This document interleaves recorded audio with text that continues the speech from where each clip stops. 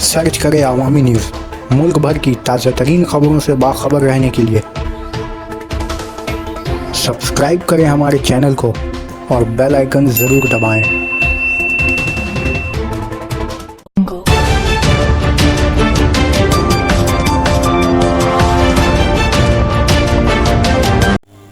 दिवाली के बाद दिल्ली की फ़िज़ाई आलूदगी में काफ़ी इजाफा, लोगों को सांस की तकलीफ की भी मिली शिकायत।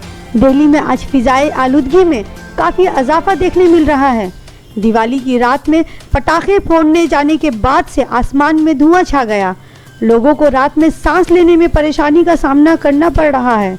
IMD से मिली इत्तलात के मुताबिक दिल्ली के लोधी रोड इलाके में हवा की सतह इंडेक्स 306 पर पहुंच गया है, जो फ़िज़ाई आलूदगी की निहायत ख़राब सतह मानी जाती है। वहीं नोएडा में ये सतह 365 तक देखने मिल रही है।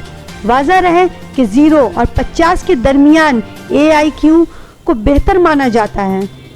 51 और 100 के बीच इत्मीनान बख्श माना जाता है, तो वहीं 101 और 200 के बीच दरमियानी सतह माना जाता है, जबकि 201 से 300 के बीच ख़राब शुमार किया जाता है।